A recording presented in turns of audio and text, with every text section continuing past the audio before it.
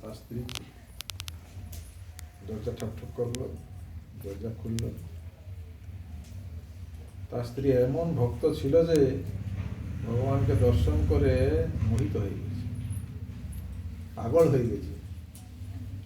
বাড়িতে নিয়ে বসতে দিয়েছে। ভগবানকে কি খেতে দেবে? বাড়িতে এসছে, হঠাৎ করে চলে এসছে। খুঁজে খুঁজে তখন কলা ছিল, কলাটা খোসাটা ছাড়িয়ে কলাটাকে ফেলে দিয়ে খোসাটা দিয়ে দিচ্ছে ভগবানকে। কেন খোসাটা দিল, কলাটা ফেলে দিল কেন? ভগবানের যে রূপ, ভগবানকে দর্শন করে এমন মোহিত হয়ে গেছে, পাগল হয়ে গেছে, যার জন্য তার কলা আর খোসার জ্ঞান ছিল না। তার সেই জ্ঞান ছিল না, ঠিক আছে, কিন্তু ভগবান যখন দিল খোসাটা, ভগবান তো দেখতে পাচ্ছে কলাটা ফেলে খোসাটা দিল, আর ভগবান কি করলো? খোসাটাই পাক পাক পাক পাক করে খেয়ে নিল। ভগবান তো জানে, বলতে পারতো এই কলাটা ফেলে খোসাটা দিচ্ছে কেন? ভগবানও কেন চাইল না? ভগবান চাইল না, ভগবান দেখলো যে আমার ভক্ত আমাকে দিচ্ছে। কিভাবে দিচ্ছে? আমাকে দর্শন করে সে মোহিত হয়ে গেছে, আমাকে কত ভালোবাসে। যদি স্বামী হোক, ছেলে হোক, বিদেশে 5 বছর পরে বাড়ি আসে, তার মার কি হয় অবস্থা হয়, আর তার বউর কি অবস্থা হয়, ঠিক সেই রকমই বিদুরের স্ত্রী যখন সেই রকম খোসা ভগবানকে দিয়ে দিচ্ছে, কলাটা ফেলে দিচ্ছে, ঠিক এই সময়ই বিদুর বাড়িতে ঢুকে পড়েছে, আর দেখেও ফেলেছে। আর বিদুর বলছে, তুমি কি করছো? কলাটা ফেলে খোসাটা দিচ্ছ। আর ভগবান বলছেন, দেখো বিদুর, আমি কিন্তু তোমাদের বাড়িতে তো কলা খেতে আসিনি। ভক্তের ভাবটা গ্রহণ করার জন্য ভগবান আসেন, সেই ভাবটাও গ্রহণ করেছেন। আমাদের কবে কৃষ্ণ দর্শন হবে? সেই ভাগ্য থাকলে তবে কৃষ্ণ দর্শন হবে। ভগবান সারা জীবন আলু খেয়ে খেয়ে জিনবে, তাই না? বর্ধমানের লোক তাহলে আলুও চলে যাবে লরিকে লরি। সারা জীবনে কত আলু খেয়েছেন বলুন তো? আলুর চিহ্নও নেই, কিছু নেই, পড়ে থাকবে যে ভগবানের। ভগবানের দিকে উন্মুখ হতে হবে। ভগবানকে বাদ দিয়ে যা কিছু করবেন সব অসা, কিচ্ছু থাকবে না। আজ মা আছে, বাবা আছে, কাল বাবা মা থাকবে না, কাল স্বামী থাকবে না, কাল ছেলে থাকবে না, কাল ঘরও থাকবে না। ভূমিকম্প হলে ঘর থাকবে নাকি? করোনা এসেছিল, সব দরজা দিয়েছিল, কেউ অত্যাচার করতে আসেনি। করতে এসেছিল যে তোর বাড়িতে এসে চুরি করবো।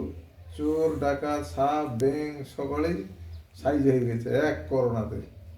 হ্যাঁ, আর আমরাও ভয়ে বিতস্তত্ব হয়ে কিরকম অবস্থায় ছিলাম, যে যার বাড়ি থেকে কেউ আর আত্মীয় স্বজন, বন্ধু বান্ধব, মা বাবা, আর কেউ কার দিকে নেই, সব যে যার চুপচাপ হয়ে গেছিল। সেই দিন কবে হবে?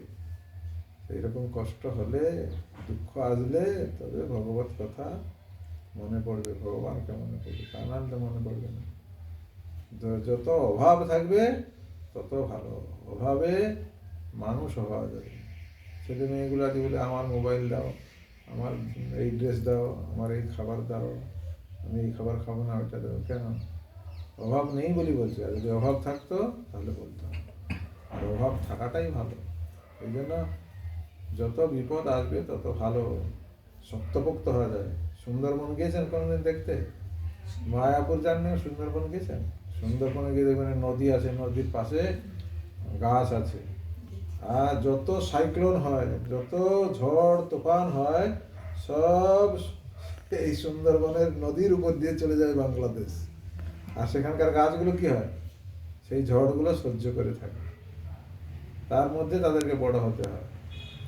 জীবনে যত দুঃখ কষ্ট আসবে, ঝড় আসবে, তত শক্তপোক্ত হওয়া যাবে। দুটো গাড়ি গাড়া যে না দিলে আর ছেলে পেলে মানুষ হবে? মানুষ তো হবে না। এই জন্য দুঃখ কষ্ট বরণ করাটার নাম হচ্ছে ভক্তি। আর ভগবান ওইটাকেই গ্রহণ করবে, অন্য কিছু গ্রহণ করবে না। ভগবান তো সব সৃষ্টি করেছেন, আপনি ভগবানকে কি ভোগ দিবেন? ভগবান খাবে? ভগবান তো খাবে না। ভগবান দেখবে এর কি আছে, গুণ আছে, সেই গুণটা দেখবার জন্য ভগবান এত কিছু আমাদের অসুবিধার সম্মুখীন করা, আর আমাদেরকে সেই জিনিসগুলো ভগবত অনুকম্পা মনে করে চলতে হবে। তা নাহলে মানসিক রোগে মরতে হবে, আমার এই হয়ে গেলো, হ্যাঁ হয়ে গেলো, তেন হয়ে গেলো, ইয়ে হলো, সে যদি মনে করি যে না ভগবানের ইচ্ছা যা হয়েছে বা এগিয়ে যেতে হবে, এটাই পরীক্ষা। ছেলেগুলো পরীক্ষা দেয় কেন? এক ক্লাস থেকে আরেক ক্লাসে ওঠার জন্য। আমাদেরও বিপদগুলো আসে কেন? পরীক্ষা দেওয়ার জন্য। বিপদগুলো চলে গেলে আবার করোনা এসে চলে গেল, আবার সব যে যেরকম সেরকম হয়ে গেল। এই জন্য জীবনে যত রকমের বাধা বিঘ্ন আসবে তত ভালো, আমাদের মঙ্গলের জন্যই বাধা বিঘ্ন আসে। আর আমরা মনে করি এই হয়ে গেলো, সে হয়ে গেলো, হ্যাঁ হয়ে গেলো, হয়ে গেলো, চিন্তা করি। এসব চিন্তার কোনো কারণ নেই। আমরা তো বাড়িতে ছিলাম নাকি, পড়াশোনা করেছি, খাওয়া দাওয়া করেছি, আমরাও 5 বার 6 বার করে খেতাম। তোমরা কবার খাও বাড়িতে? কবার খাও বলছি না তো? আরামটা বলো, সারাদিনে খবর খাও।